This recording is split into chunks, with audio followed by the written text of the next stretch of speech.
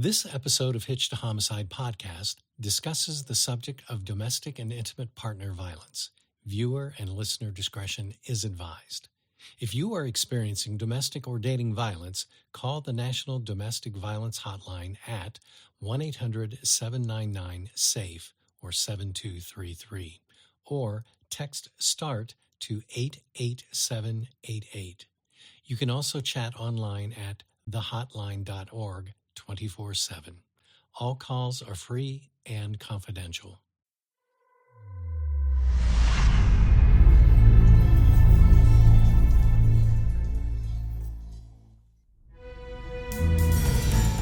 December 26, 1907, Newark, New Jersey.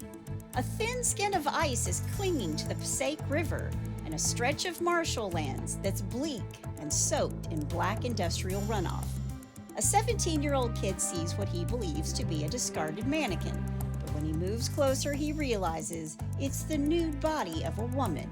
When authorities finally discover her identity, everything pointed to her abusive husband as her killer. But over 100 years later, her murder is still unsolved. This is The Body in the Black Water, the unsolved Lampblack Swamp murder of Lena Whitmore. Hey y'all, I'm Kris Calvert. And I'm her husband, Rob Potter. Welcome to Hitched to Homicide. For better or worse. Till death do us part.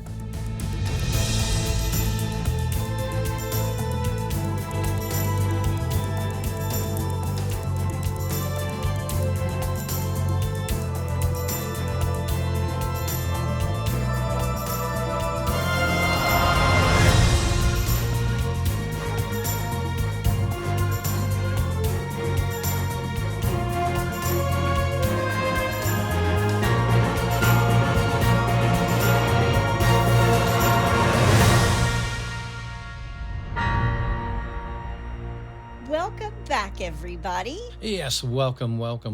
And for our friends in Bangladesh.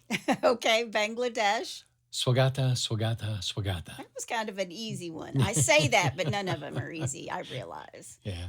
Well, wherever you're listening, be sure to subscribe to Hitched to Homicide, then like, rate, and review the podcast so other people who love true crime just like you can find us. And if you're watching us on YouTube, please hit that subscribe button below. Yep. If you want true crime with us every single day, please go join our closed Facebook group, The In-Laws and Outlaws. Go to Facebook and type in H2H, In-Laws and Outlaws. That's easy for you to say. I didn't even say it in Bangladesh. In the language of Bangladesh, right? Bangladeshis. Bangladeshian. Go answer a couple questions and you're in. Go join. I like to post photos and other info in there as well. It's a great group of folks. We love them very much. They are. You can find us on Instagram at Hitched to Homicide or on X at H2H_podcast. And we have a buy me a coffee link if you want to send Rob some coffee. Good. He drinks it all the time, every episode. Y'all, Yes. It is so cold outside. Oh my God. I was out for like 30 seconds and my face was frozen. He was like, I think I'm going to put out Christmas lights. And then he came back in. He goes, I'm not putting out Christmas lights today. So the only thing I put out was my Santa Claus here on my console. Well, if you want to buy us a coffee or Rob a coffee, you can find that link in our show notes. You can also send us a text. The link to that is at the top of the show notes where it says, send Kris and Rob a text. Yep. Well, honey, it's December. Yes, it is. And also, I have the Grinch here on my console. So I have Santa and the Grinch just to cover all my bases. Okay. Is one on each shoulder? Like, yeah. Christmas is horrible. Christmas is great. Just saying. Well, it's December. Rob and I took some time off in November, not from the podcast, obviously, but to get some rest and relaxation. Yes. We went to Mexico for a couple weeks. Mm-hmm. Y'all, I'd never had a real Mexican Coke before. Holy shit, that is good. I cheated on my Diet Mountain Dew with Mexican Coke. It was like cheating with a swarthy boyfriend on my Southern dude that I left at home. I'm not even going to go there. My exotic new liquid boyfriend. There you go. But we're home and off the sugar again. You know, when you're on vacation, you eat everything you can find. Y'all, I was even eating like Sour Patch Kids at the airport. But that's a whole other story because we couldn't get home. I ate my own weight every day Yeah, Rob, I had a New Mexican boyfriend. Rob caught a Mexican cold. Oh gosh. Yeah, I was sick for like 3 days on the trip. Well, it's December, and I'm going to try to focus on Christmas-related true crimes. They're more on the Grinch side than they are the Santa side. Yeah. This one's an oldie but a goodie. Lots of old and interesting newspaper articles to read. I think I would have loved to have been a crime reporter in the early 1900s because it's so sensational. You didn't know what was really going on. You just wrote fiction, and no one ever held you accountable for anything as long as you were selling newspapers. And they were always so flowery. Very flowery. I'm going to be quoting some of them. I'm going to be quoting transcripts from the court today. It's good. Before we get started, let me thank some sources. Joe Pompeo's Substack, A True Christmas Murder, the New York Times, the New York Post, the Newark Evening Star, and the Bayonne Times. There you go. Well, you ready? I am. Let's do it. Helena, she goes by Lena Salter, was born in Connecticut in 1873. She grew up in Albany, New York, where her English father was a shoemaker. That's a cobbler, right? Yeah. You know, when I write about like thrillers and people want a new identity, they go to the cobbler. They make them a new identity. Really? They're called the cobbler. That. Yep. Wow. Now, you know something new. Shoes, new identity. There you go. Wish I'd have known that when I was in high school. They don't do fake IDs like, I'm just saying. New passports, new identity. Fake shoes. And real shoes. Different cobbler. But Lena had 7 brothers and sisters. You know, it was back in that time when there were just lots of kids in the family. Yep. She even had a sister named Bessie. We'll talk about her a little bit later. I had a cow named Bessie. I'm just kidding. Theodore Whitmore was born in 1871 and grew up in Albany, New York, where his father was a laborer to support the family along with his grandmother. So his grandmother is working alongside his dad to keep the family afloat. All right. Lena married Theodore Whitmore in 1893 when she was 20 years old. And a year later, after she and Theodore had a baby, it passed away at 8 months old. Oh.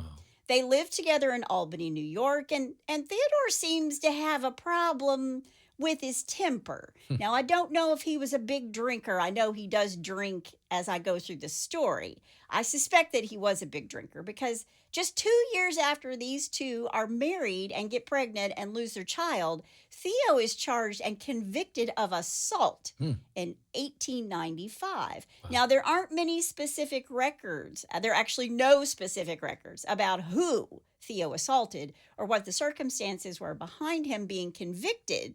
But Theo's going to go serve time for this assault in Dannemora prison for a couple years. Wow. But she stuck with him. And he's going to say that she holds this against him for the rest of his life, or actually for the rest of her life. Oh, he was on a short leash is what you're saying. He was on no leash. He was He runs like a wild animal. A wild dog out there running. Yeah. But Theodore runs with a rough crowd. And he's in and out of prison. And he's even got this buddy named Billy Goldtooth Bartlett. Can you guess why they call him that? Because he had a prosthetic leg. He had a gold front tooth. He's a sordid character, as is Theodore. These two would meet up in the meadows in Jersey to hang out or to drink with their bros or whatever. But he's an abuser. And Lena is going to take it. But she's going to look for love somewhere else. And that is going to make Theodore very angry. When he's out of prison, Lena and Theodore moved to Upper Manhattan and then to downtown Brooklyn, where they rented a 3-story brick home at 236 Adams Street. A 3-story home. Nobody gets to rent a 3-story home in Brooklyn. I mean, I guess you can own one, a brownstone. Yeah. But they would rent out or sublet furnished rooms to make ends meet. And Theodore worked as a train operator for Manhattan's elevated rail system. Okay. They called him a motorman. I had to look that up. I was like, a motorman? Yeah. Like, That sounds like the guy who's got his head under the hood of a 1963 Chevy on the weekends. But Well, actually, motorman. My dad was a motorman on the USS George Clymer. so that just means he drove something. Well, and in my dad's case, he worked on the engines. Oh, Yeah, okay, yeah, okay. yeah. But when Lena marries Theodore, and I don't know if she marries him because she's pregnant, but they do have their son pretty quickly after they marry, and then 8 months later, the baby dies. And then he assaults another woman, goes to prison. But Lena's miserable, and Theodore is abusive, and he's not a nice husband. He may be a decent provider, but they are taking in these subletters in order to make ends meet. Sure. In 1906, Theodore beats Lena, and she goes to the police. And she's going to press charges against him. She brings battery charges against him. But before it can go to court, Theodore's attorney sweet talks Lena and convinces her to drop the charges. Now, who knows what he said to her, but it's 1906 and women don't have any rights. It's going to be another 14 years before we can even vote. Right. But Theodore's lawyer is like, come on, Lena. Come on, honey. You don't want to put him back in prison. I mean, I don't know that he said that, but she did withdraw her complaint. And Lena's looking for love, not at her husband. She's looking for love in all the wrong places. She's like Mickey Gilly. Yeah. I'm showing my age. That's a 70s movie, Urban Cowboy. Yep. A man named Harry Hendrickson is a friend of both Lena and Theodore.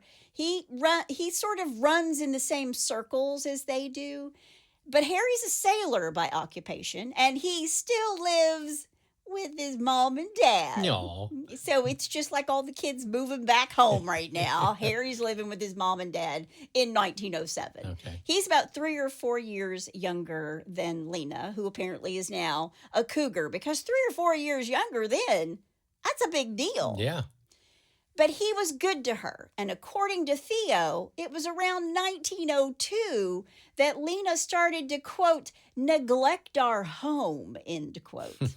He knows of Harry because he's friends with him too. By the end of 1907, Harry and Lena were still together, and Theo, who had his own girlfriend on the side, he's got his own side piece, Sure. didn't like it, not one little bit. He Yeah. would follow her. He would have his buddy Billy Goldtooth Bartlett follow her too. He even told Billy one night when he was rage complaining about Lena that he could kill her and no one would miss her or know she was gone. Uh-oh.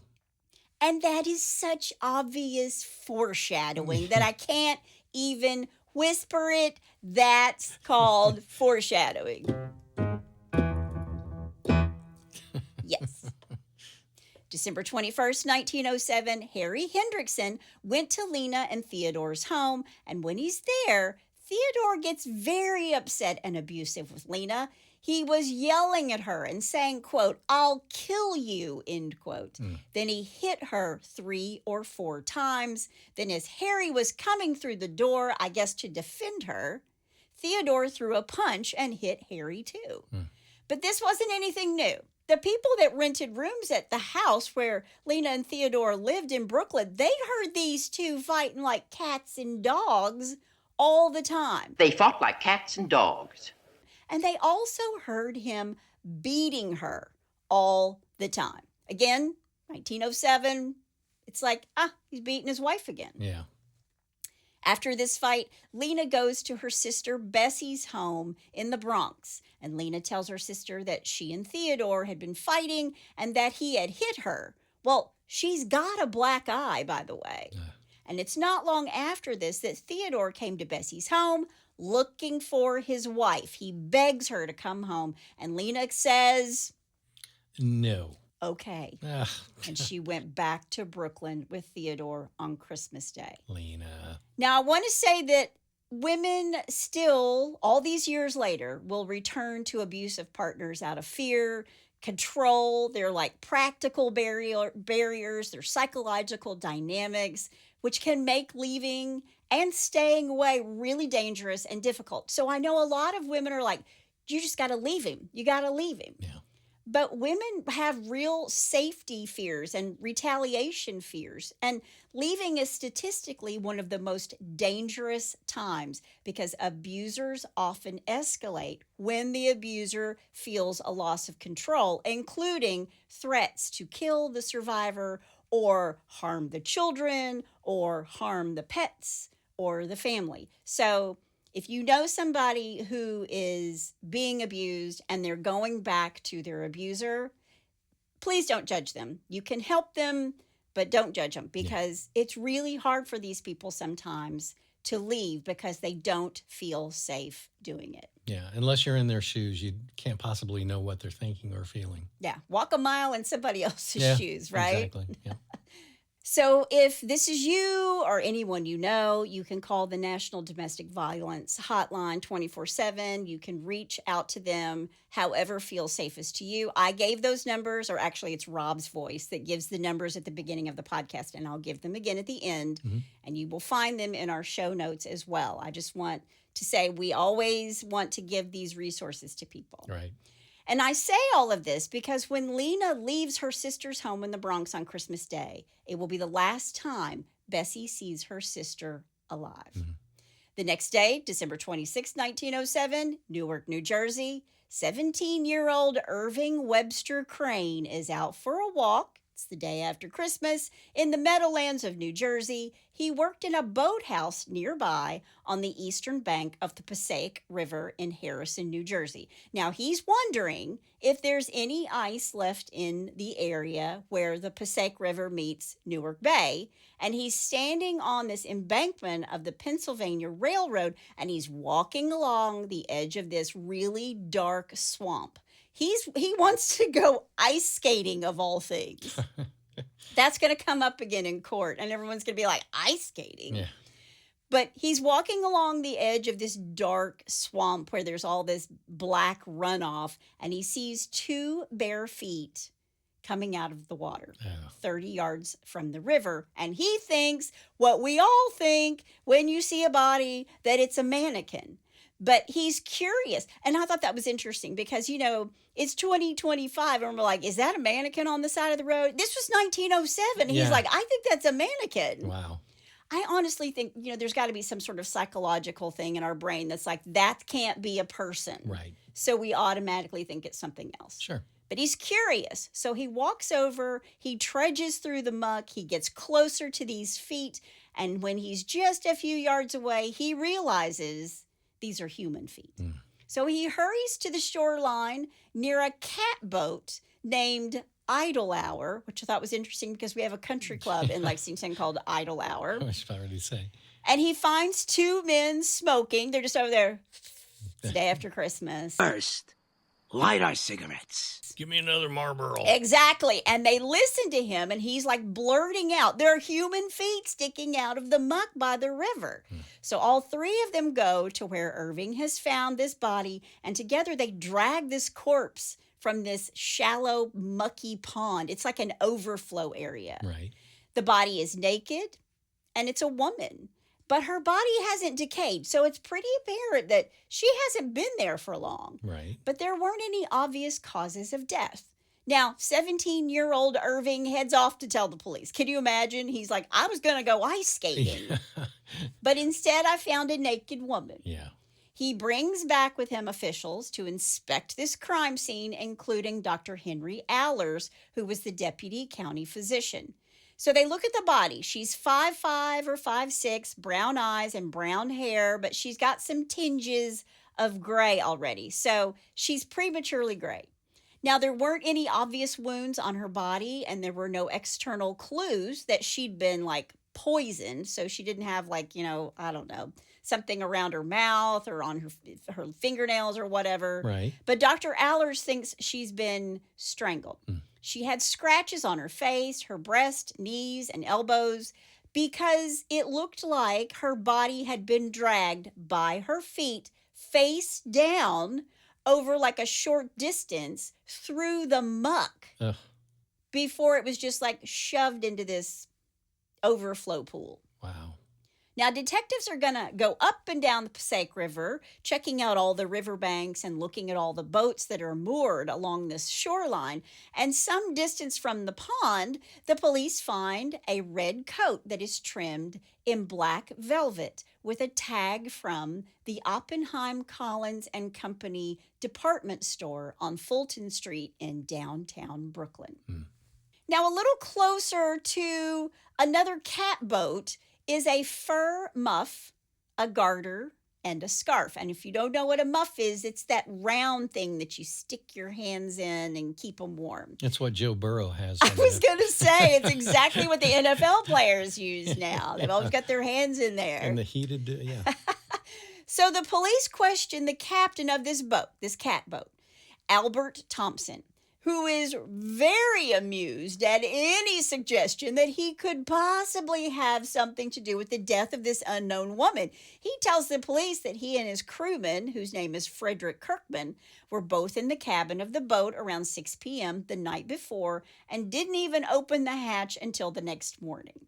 It's Christmas night, and these two guys are spending it together on this boat. Okay. But the police didn't take too kindly to him, like laughing in their faces, thinking it was preposterous. Why, that's preposterous. That he could have committed this murder, and they arrested him. What? They took the captain of the Idle Hour, Albert Thompson, down to the station in Harrison, New Jersey. Wow. Now, the police ask the locals. They get plenty of information around the area, and the locals tell them that Mary Johnson, who was a vaudeville singer, said that she and her sister heard a woman shouting, quote, "Oh my God, don't, spare me, help," end quote, from the area of the swampy part where the body is found. Again, I would have done so well as a journalist during this time. It's a vaudeville singer and her sister. Yeah. A night watchman named Peter Coogan told police that he saw a woman who matched the woman's description, even down to the red coat. And he said she was with a short man with a black mustache, and this man was carrying a bundle of clothes under his arm, and she was alone with him. Now, the police take the body to Walsh's morgue for autopsy. This is where it's just like, you got to be kidding me. The next day, December 27th, there were people showing up at the morgue to see the body because they thought perhaps they knew the victim. Okay. According to one newspaper, quote, "Husbands in search of runaway wives, mothers who hesitated to glance under the white sheet for fear that the face of a daughter might be discovered, brothers looking for a sister, detectives, and swarms of morbidly curious people." Good End Lord. quote. How many people were missing in this area? I know. Jeez. Husbands looking for runaway wives. Wow. Man. That Christmas dinner was not satisfying enough, and now she's run away, and I've had to go look for her. I'd move away from this Brooklyn town real quick. Now, all the newspapers are foaming at the mouth over the story. If it bleeds, it leads, Sure. right? Yep. And all the while, the morgue becomes this revolving door, and people are in and out wondering if she's somebody that they knew. Now, meanwhile, the police start looking for the dark-haired, short, stocky man with the mustache who was seen walking with the woman, who they don't know who she is, in the red coat on Christmas night. Okay. Now, police are able to get more clothing from the water that matched the red coat, a dark red skirt that was split up the back, just like this recovered coat. But the police are really focused on the captain of the Idle Hour, Albert Thompson. And it turned out just before Christmas, Albert was in Brooklyn for 4 days, where police believed she lived based on where she bought her coat. So if she owns a coat that's from Brooklyn, she probably lives in Brooklyn. Right. But Albert's telling the press from his prison cell, quote, "I never saw the woman before, and we never had a woman on the boat." He thought that the police had the wrong guy. Yeah. Quote, "When you arrested me, I asked why you didn't ask Crane, the young fellow who told me about finding the body. I asked you what he was doing near the creek, and you told me he was looking for a place to skate. Any sane man knows there's no place to skate around here after Christmas Day." End quote. Wow. And it was helpful that the police and authorities in Kings County didn't think that just because her coat was from Brooklyn didn't mean that she was. Right. But when police contacted Oppenheim, Collins and Company, they didn't have a sales record on hand. So it made it pretty daggone hard for anybody in the store to ID someone who'd purchased this coat. And the police didn't even believe that the woman was from Brooklyn in reality. The police get a warrant and go to the boarding house where Frederick Kirkman, he's the guy who was with the captain, lived before he moved on to the catboat with Captain Albert Thompson. Okay. So they go to 242 Grove Street in Jersey City. And old Fred had left behind a trunk as security because he still owed $2.10 to his landlady. It's like, I know I owe you $2.10, but I'm going to leave this trunk behind as collateral. And when the detectives opened this trunk, what do you think they found? I have no idea. It's empty! Absolutely nothing. There was a tiny piece of paper that was folded up and there was nothing written on it. So it was empty. Open up the paper and it says, psych. You are not the killer. So they keep looking at Frederick and Albert, the two guys on the catboat, but they have nothing more than these pieces of clothing that they found close to the coat and this boat. Right. But Captain Thompson told a reporter from jail, quote, "No woman ever put her foot on that boat. That's why I say the police are silly in keeping me here. I have very little use for women anyway." Wow. End quote. Okay, that's pretty definitive. Jeez. And I wanted to say, well, you did have your first mate with you on the boat. Yeah. And you closed the hatch at 6 on Christmas night and didn't come out. I'm just saying. 1 + 1. But this is about the time that a woman named Margaret Wright shows up at the morgue. It's Saturday, December 28th. She owned an employment agency and came to the morgue after reading about the woman found in the newspaper and thought that the description of this body was a woman who'd been to her employment agency on December 17th when she was applying for a housekeeping job. Now, all I can say is all these people are going to come forward. And all they're saying is she's 5'5", 5'6", 150 pounds, brown hair, brown eyes. She's graying a little bit. And from that, you're going, this is the woman who came to my employment agency.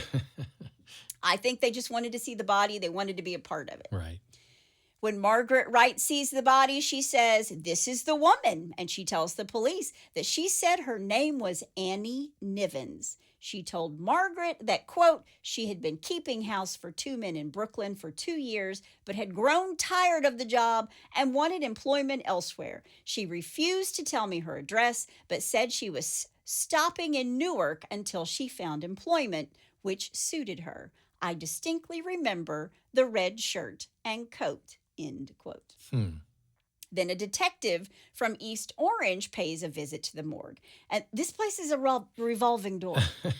He, too, said that he recognized the dead woman, but he said her name wasn't Annie Nivens, but Agnes O'Keefe, who was once a housekeeper for a contractor, the late Thomas Nivens, whose family lived in East Orange, but had returned to Ireland. So they believe that Annie Nivens was using her past employer's last name, his surname.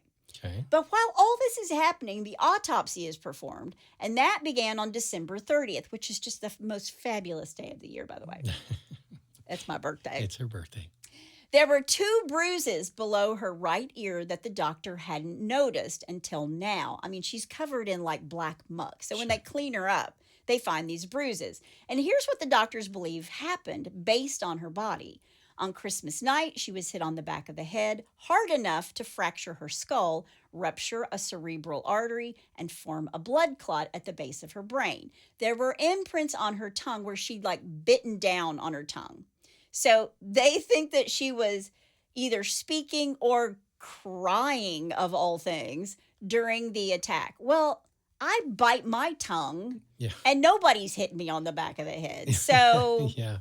I feel like, she didn't have to be speaking or screaming or crying Right. to be hit on the back of the head and bite her tongue. Right. Her clothes were taken off, and she was dragged through this dirt and ash and cinder, all of which was found inside her mouth and down inside her throat. She had water in her lungs. So she was alive when she was tossed into this shallow pool. Wow. And they believed that the cold water probably woke her up. Don't know if that's true or not, after being beaten unconscious. Yeah.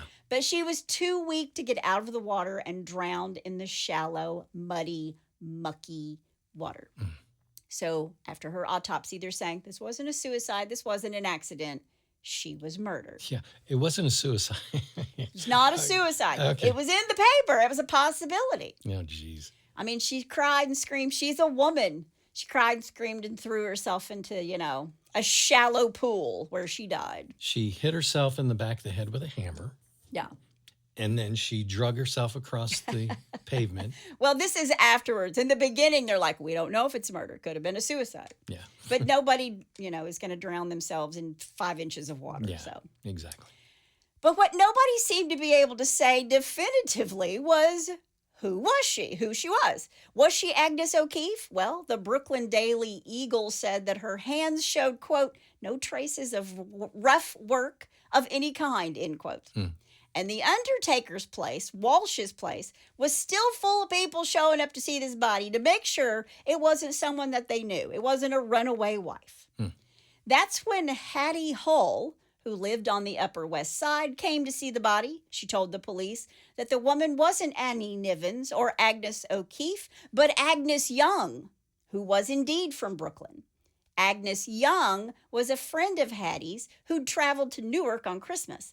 But the problem with that was Agnes Young showed up on New Year's Eve really angry because she was very much alive. I'm not dead yet. I'm not dead yet. And her friend Hattie was looking for notoriety. Quote, I have not been near Harrison, New Jersey. I was certainly nowhere near that vicinity on Christmas Day. End quote. I'm alive. I'm not dead yet. I'm not quite dead, sir. And Hattie's a big fat liar. Meanwhile, Albert Thompson, the riverboat captain, is still in jail. And it's about this time that the authorities realized that Albert hadn't mentioned that he actually had an estranged wife back in England and a son he'd tried to gain custody over the past few years. He doesn't have much use for a woman. Yeah. Yeah. Well, that explains all that. It's New Year's Eve, and according to the Newark Evening Star, quote, this is so good, the theaters, restaurants, cafes, and other public places were crowded all day and far into the night, and while hilarity was rampant, the day passed without any outside friction or obnoxious incidents, end quote. So what is it you're trying to say? Well, I was like, well, ask that of Agnes Young. Yeah. Or Lena Whitmore, who is Right. very much dead. After the turn of the new year, divers went into the murky waters to look for the dead woman's shoes. And her body was still at Walsh's morgue and will be there for another 8 days because they're still trying to figure out who this woman is. Sure. But the detectives had made a little bit of a breakthrough. The downtown Brooklyn department store, Oppenheim, Collins and Company, were able to track the sale of this coat to November 12th, 1906, a year before. A woman had paid $35 for it. Now, I think that's $35 in today's money from one of the sources that I read, because that's like $900 today. Yeah. So I think she paid $35 for it today, which was probably like $7 back then. Okay. 10 of those dollars were payable upon delivery. So I guess she paid for it like credit over time, right? Now, the woman it was sold to was 33 years old, 5'4", and roughly 150 pounds, with hair dyed brown to hide her grays, and her name was Lena Whitmore. Now, according to the newspapers, Lena Whitmore lived on Adams Street in Brooklyn, a home she hadn't been to since Christmas Day, according to her husband, Theodore. And they say in the papers that Theodore was a motorman on the 3rd Avenue Railway, and when he's questioned, he really didn't have a very good explanation as to where his wife, Lena, might be. She ran away. Only to say that she might have gone to visit her relatives in Schenectady. I don't know where she is. She's only my wife. Yeah. He does cooperate with the police. He goes to the morgue in Harrison, New Jersey, and when he sees the body, he tells the police, well, Some of the features look like my missing wife, but I really don't believe that's her. Wow. What the heck and heck? Everybody in Manhattan and Brooklyn and the Bronx is like, I know her. Yeah. And his wife, her husband walks in and is like, I don't know if that's my wife or not. Yeah, she kind of looks familiar. Yeah, how do you not know what your wife looks like? Yeah. This isn't what the police wanted to hear, and the press is having a field day with the fact that the police can't seem to nail down the identity of this woman. The Sun printed, quote, about the only fact that has not got away from them is that the woman is dead, end quote. Jeez. I'm telling you, Yeah. in a former life, I was a journalist during this time. Then on January 3rd, a woman named Bessie Schmitter. Sorry, it's just an unfortunate name.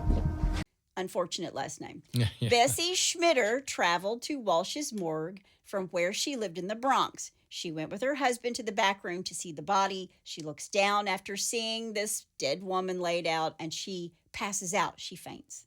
But when they bring her around, she tells the detectives that she knows, without a doubt, the dead woman is her sister, Lena Whitmore. Oh, wow. Now, according to Bessie, Lena came to her home a few days before Christmas, remember, after Theodore hit her while they were having this fight. And then Theodore came looking for his wife at his sister-in-law's house, begging her to come home. And Lena said, okay. And Lena went back to the Bronx on Christmas Day. It was the last time Bessie saw her sister alive.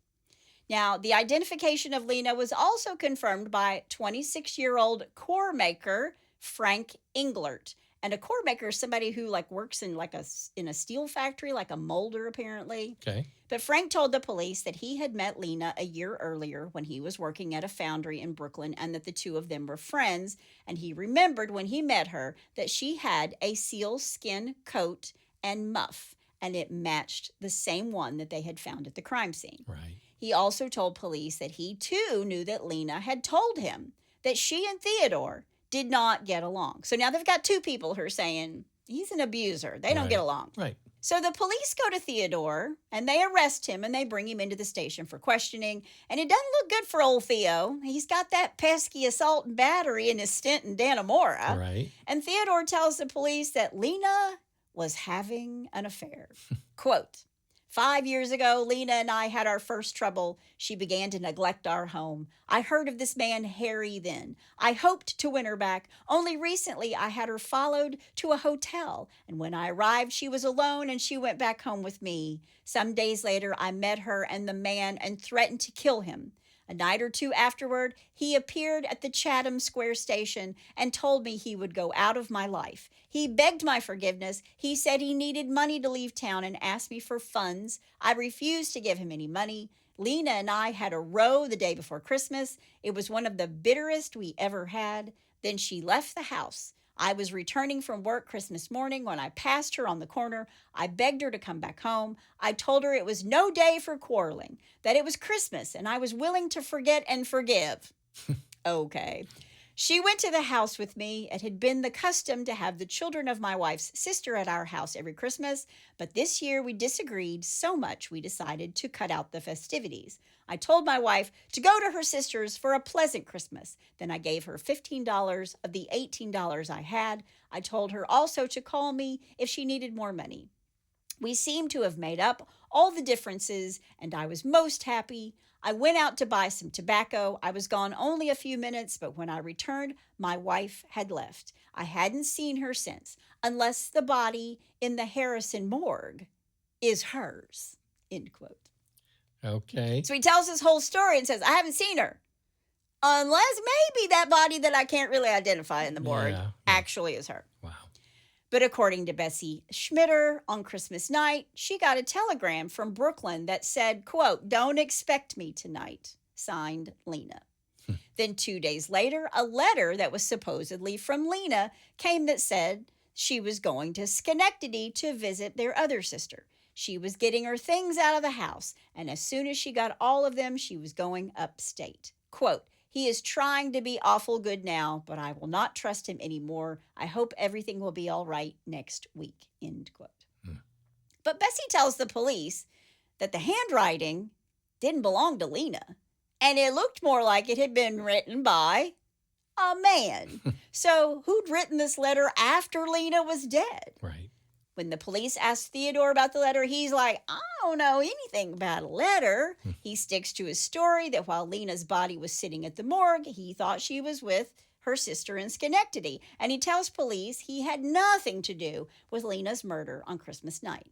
And of course, the police aren't buying what he's selling. Right. They keep hammering him over and over. And when he started to show signs that he was about to break, this was in the newspaper, he moaned and cried and refused to eat, although he did accept whiskey and sedatives to calm his nerves. Would you like a sedative? That would sedate the devil. Jeez.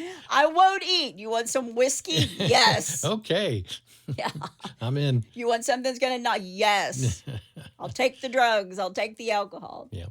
On January 3rd, police bring Bessie Schmitter to Theodore's cell where she says to him, quote, "You killed her at last, didn't you?" End quote. Mm. And when he said he did not, she said, quote, "Yes, you did. You know you did," end quote. Wow. Just like a sister who knows what's up would say. Yeah. Meanwhile, the police go to Harry Hendrickson, the man Theodore says Lena was cheating on him with. But Harry's mother, remember he lives at home, Right. tells the authorities Harry was home on Christmas night. And Harry said he didn't know any more than what he'd read in the newspaper. Right. In fact, he hadn't even stepped foot in New Jersey since July. But people who were staying with his parents, with Harry's parents, said they didn't remember if Harry was home on Christmas night or not. And then they remembered seeing him around the house in the days after with a woman named Georgie. Uh-oh. So remember that name. Okay. But while Theodore is trying to point to Harry, it's her lover that did this. Police discovered that Theodore had given Lena's jewelry to a man named Harry Radin, a guy who owned a saloon at 49 Tillery Street in Brooklyn, just a short distance from their home. And he had told the police that when Lena left, she was wearing 4 rings, a diamond ring, a single stone of 2 carats. That's a big-ass diamond she's wearing. Right. Initials LWQ on the inside, a turquoise ring, 1 3/4 carat ring with HD or from Will to Hattie engraved on the inside. Sometimes they called her Hattie. Helena, Hattie, Lena. All right. But all these rings and a bunch of table silver were in this safe at a bar, at a saloon. And Harry told the police that on the morning of December 29th, that Theodore came into his place and said, "Here are a couple packages I want you to keep safe for my wife and me. I'm going out of town and I want them in a safe place." Then a handwriting expert took a look at the letter that was pinned to Bessie and said, "This is more likely Theodore's handwriting." Right. Again, It does not look good. is not looking good for Theo. Yeah. But if he was Lena's killer, why and how did he get Lena from Brooklyn to New Jersey and to Lampblack Swamp, which is kind of an isolated place? And the man who said he saw Lena with a short, stout man with a mustache, Theo's not short and he's not stout. He's tall and lean. So was it even Lena that this guy saw? Right. Regardless, it was enough to charge Theodore with murder. And finally, Albert Thompson, the captain of the boat, was free to go. Poor So Albert. he's been in jail. Like, come on, man. On May 25th, 1908, Theodore Whitmore stood trial for the murder of his wife. Lead prosecutor was Pierre Garvin, a native of Bayonne who'd put himself through law school while working as a clerk for the Central Railroad of New Jersey. The assistant prosecutor was George Vickers, who had studied abroad and gone to law school at Harvard. So these two are like complete opposites. Wow. But I loved how the newspaper wanted to talk about that. Yeah. Theodore's attorney was Alexander Simpson, and Alexander Simpson was a former newspaper reporter who would go on to be a significant part of the Democratic Party in Hudson County. Now, George Vickers, the assistant DA, tells the jury that, quote, Theodore S. Whitman is guilty of the crime of murder. I will show you that this man, from the day he married the victim of this crime, treated her with violence and brutality. Furthermore, we will establish manifold motives for this crime. First, there was another woman he had become infatuated with. This woman had been installed in the home of the dead woman before the body of his wife was quite cold in the Lampblack Swamp. Then we will prove all of these things to you and show you manifold motives for a most sordid and brutal crime. We will expect a verdict of murder in the first degree, end quote. I could have been an attorney back then, too. But the defense gets up in front of the jury and says, this is all circumstantial. He can wax poetic all he wants, Right. but this is all circumstantial evidence. But they paraded their witnesses, 17-year-old Irving Crane, who found the body, Albert Thompson and Frederick Kirkman, the two boatmen, Dr. Otto Schultz, who performed the autopsy, and then Bessie, Lena's sister. She gets on the stand and describes identifying Lena's body. She's sobbing, and then Bessie faints again when she's leaving the witness stand, just like she did when she was at Walsh's Right. at the Undertaker. Sure. And then the next day, Bessie takes the stand again and tells the jury how horrible Theodore was. And while she's just talking smack about Theodore, and he is glaring. He's just staring daggers at her the entire time. Quote, he was very brutal in his treatment of my sister. He abused her frightfully. I was in the next room at one time and I heard him strike her. Another time I saw him beat my sister without mercy. Lena came to my house on December 21st and had a black eye and a swollen cheek, end quote. Wow. And what she says is that she went to Lena and Theodore's home the day after Christmas. And he told her that Lena was out. And when she asked, well, who's she out with? He says, quote, with that Harry, end quote. And then he slammed the door in her face. Wow. Now, remember, he's told people she went to Schenectady. Right. But another witness was actually even more damning. Joseph B. Quinn, who knew Theodore from work, said that he saw Theodore near Harrison, New Jersey, which is exactly where she's found, between 12:40 and 12:45 a.m. on December 26th. Joseph was returning from Newark after a Christmas visit with a, quote, lady friend, end quote, and he was positive that he saw his work colleague at Jersey City's Pennsylvania Railroad Terminal wearing a black derby hat and dark clothes. But then Theodore's side chick took the stand, and her name is Georgie Dickinson. Uh-oh. So Georgie has talked with, well, we'll talk about this in a second, but Georgie and Harry are getting together and like, what the heck fire we gotten ourselves into? Yeah. Georgie gets on the stand and said, quote, I did not know Theodore was married until the day after Christmas when he took me to his home and gave me his wife's clothing, What? end quote. Yeah. She also told the court that he had also given her a bracelet the Monday before Christmas. Quote, he said she, meaning Lena, would not be back. I think he said she had gone somewhere out west, end quote. Wow. Then Harry Hendrickson got on the stand and said that when he went to Lena's home on December 21st, he was there. Theodore yelled at Lena, quote, I'll kill you. Then he hit her 3 or 4 times. Then he turned to me as I was coming through the door and he hit me across the face, end quote. So he recounts like just getting cold cocked. Sure.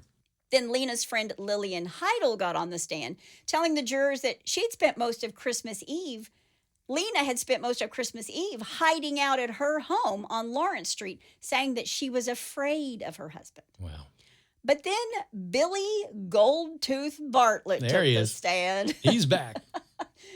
He testifies that he followed Lena and Harry at Theo's request, saying, quote, I could kill her and no one would know, end quote. Then he tells the jurors that Theodore was really familiar with the area of New Jersey where Lena's body was found because he'd been there with him, quote, many times, end quote. Ouch. And a friend of Theodore's named Frederick William Elliott admitted that he was the one who forged the letters to Bessie Schmitter because he wanted to prevent Lena's relatives from, quote, breaking up his home, end quote. So it's pretty obvious Yeah. that Theodore most likely murdered his wife. She was having an affair. He was having an affair.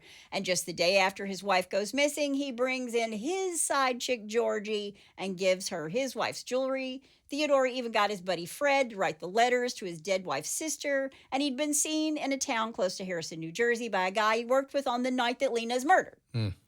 But had anyone actually put Theodore at the scene of the crime? Well, there was one guy who said he saw Lena, recognized her coat and everything, but did he see her with Theodore?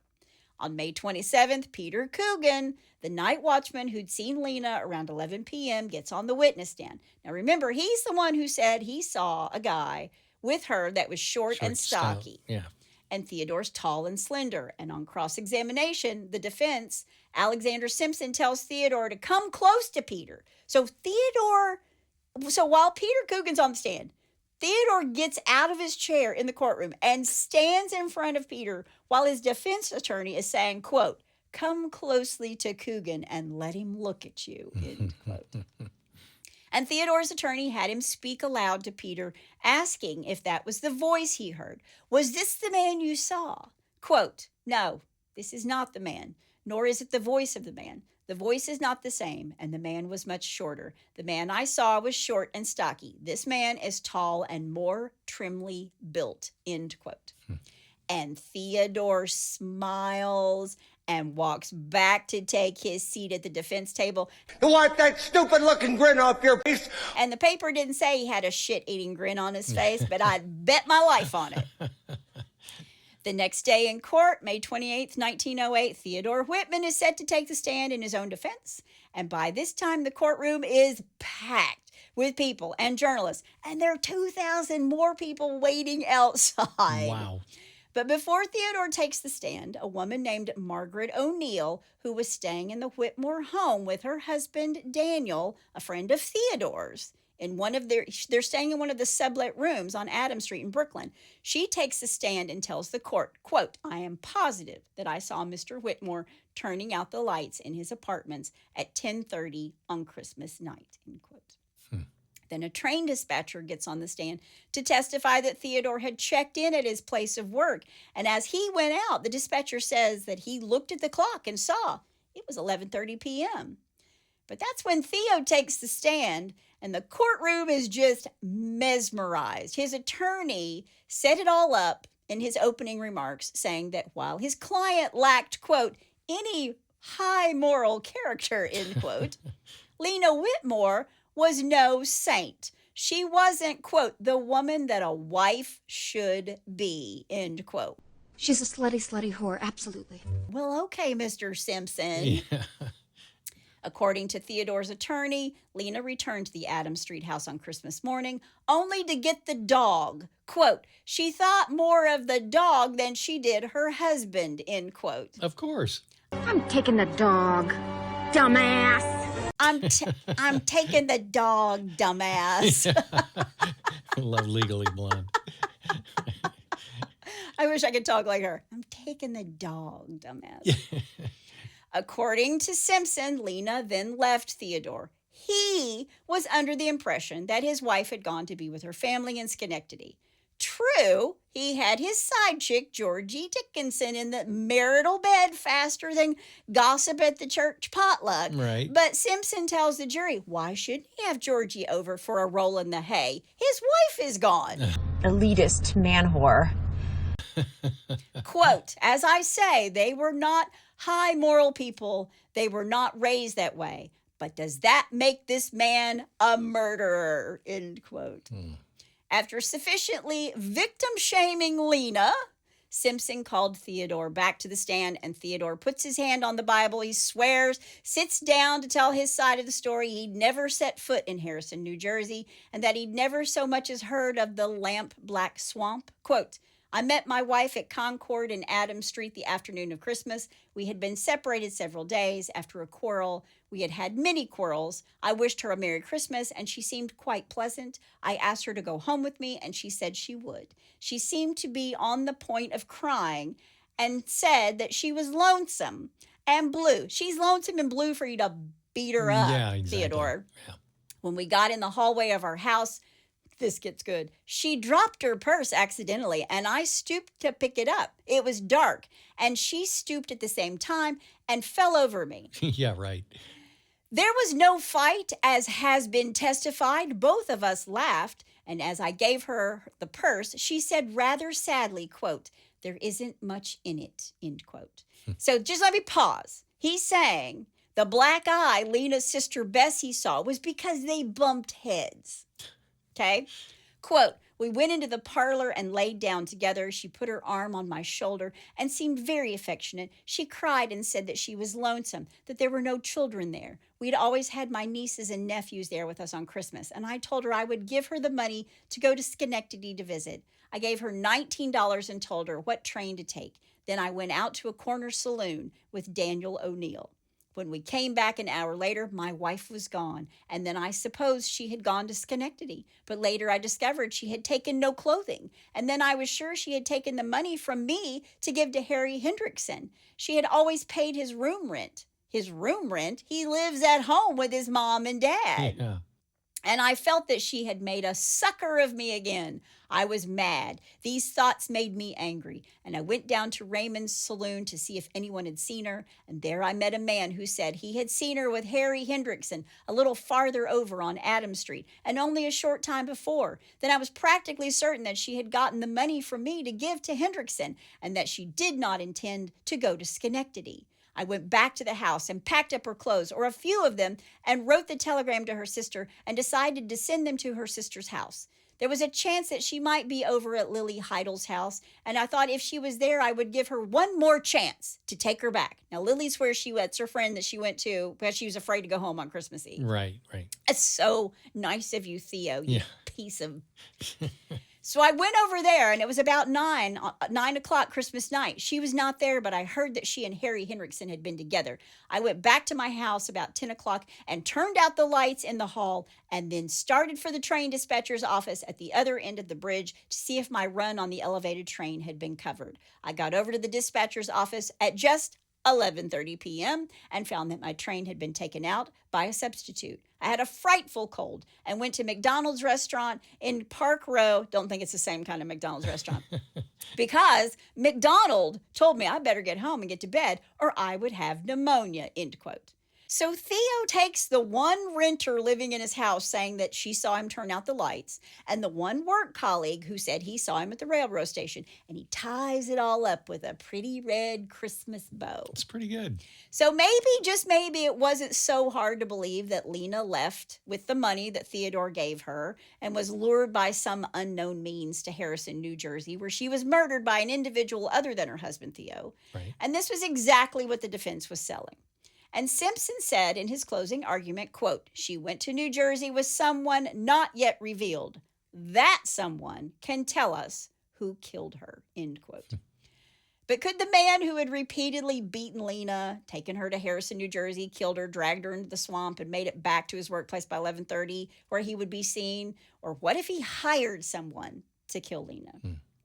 But the prosecutor told the jury, quote, "Somebody killed that woman. I have given you the stories of reputable witnesses, and the only conclusion at which you can safely arrive is that the man sitting there," he's pointing at Theodore, "is the murderer," end quote. Right. Again, I would have been a great attorney this time.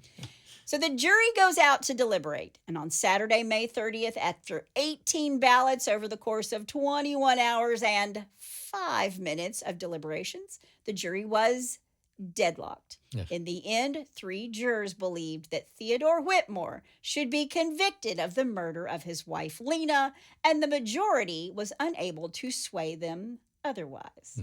When Theodore hears that the jury couldn't reach a verdict, he breaks down in tears and he cries, quote, "Now I have a chance for my life. I will be acquitted," end quote. He's shouting this as they're taking him back to jail. Theodore's second courtroom battle happened that same year in October, and this time, Frederick Elliott, the key witness who earlier testified that he'd forged the letters to Lena's sister, is missing. Oh. So the jury never hears this evidence. Wow. Then Theodore's attorney, Alexander Simpson, succeeded in casting suspicion on Billy Goldtooth Bartlett, geez. the dodgy dude who testified about being hired by Theodore to spy on Lena with her lover. And the night watchman, Peter Coogan, now said that the old Goldtooth guy resembled the man he saw near the swamp on Christmas night. Better still, Simpson found a witness to testify that he'd seen Billy Goldtooth Bartlett in the early hours of December 26th on a train car in Newark with scratches and abrasions on his face that, quote, bore every resemblance to one who had just been engaged in a fight, end quote. Wow. But for some reason, it apparently never occurred to the jury that Theodore hired Billy to kill Lena. Right. And this time, the jurors returned a verdict of not guilty.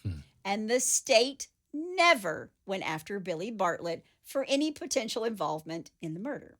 The Lampblack Swamp mystery, as the Star put it, was destined to enter the, quote, category of great unsolved tragedies, end quote. Or as it would be known today, in cyberspace. Lena Whitmore left no will, and even so, her personal property did not exceed $500. On November 12th, 1908, the Surrogates Court of Kings County named Theodore Whitmore the administrator of her small estate. It wasn't very much money. Right. Then, just a year after escaping the noose, Theodore was charged with grand larceny and declared by a judge to be, quote, a habitual criminal, end quote. He served 2 years in prison before being discharged in July of 1911, after which he disappeared from the public records. In 1924, the Daily News revisited this case, saying, quote, his prison term was just a short stretch. Justice exacted no fitting penalty for the tragic Christmas night that Lena Whitmore spent at the Lampblack Swamp, end quote. So did he do it? Did he have Goldtooth Billy Bartlett do it? What we do know is that 118 years later, no one knows who murdered Lena. Wow. Or why. Or do we? And women just didn't matter that much to society. So it's like, it's a woman. We don't need to find her killer. Right. Unbelievable. Wow. So I just want to say again, if you or someone you know is suffering from domestic abuse, you can call the National Domestic Violence Hotline at 800-799-SAFE or 800-799-7233. You can also chat live by going to their website at hotline.org or text START to 88788. And if you feel like you're in immediate danger, don't hesitate to call 911. I thought this was interesting. They even have a domestic violence informed, compassionate AI chatbot named Ruth, who will help you when you're unable to reach a live advocate. Wow. But that is the story, the 118-year-old Christmas story of the murder of Lena Whitmore and the Lampblack Swamp murder. And that's all I have to say about that.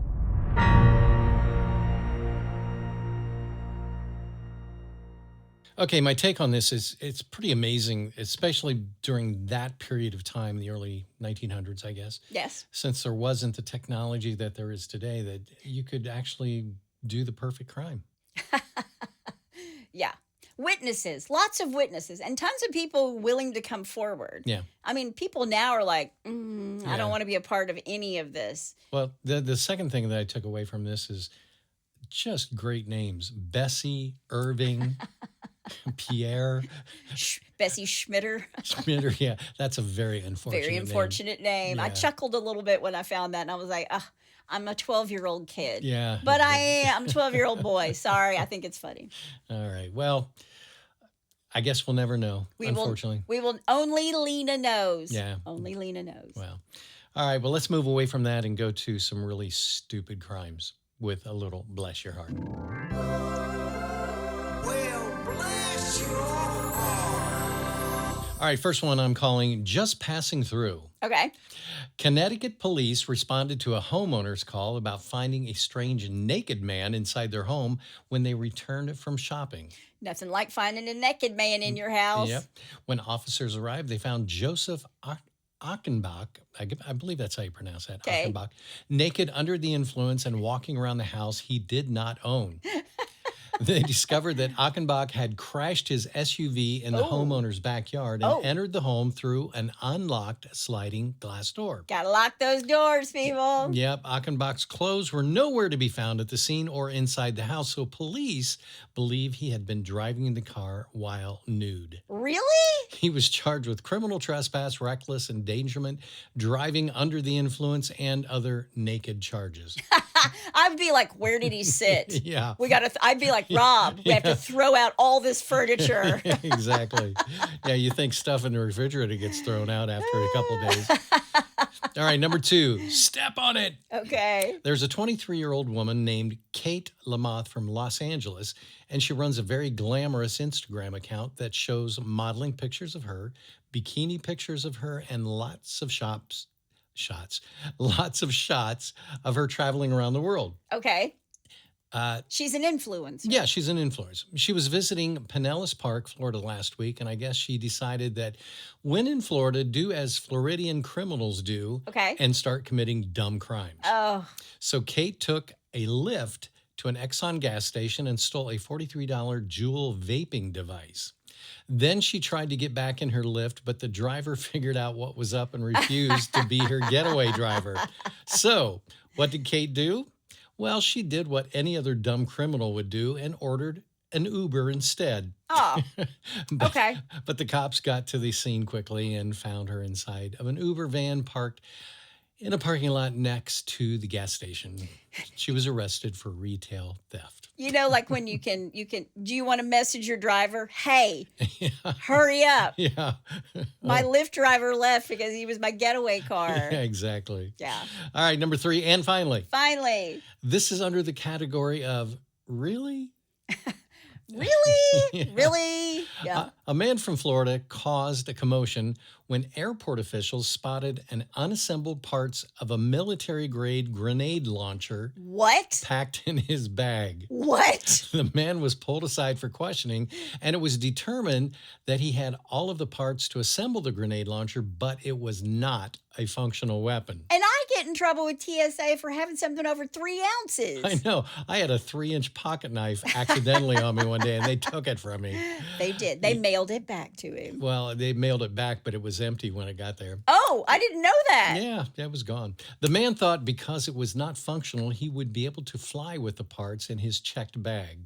What? The grenade launcher was confiscated, and the man was allowed to board the plane. You can't even get more than a personal item and a carry-on. It's just... And he thinks that he can get this grenade launcher because it's not put together. It doesn't work, I swear. Oh, my gosh. Well, there's your dumb criminals for a week. That's a good one. That's a good one. Can you imagine being that TSA agent, being like, you know, it's November. I haven't been paid in 4 weeks, and this guy's coming through. Yeah, exactly.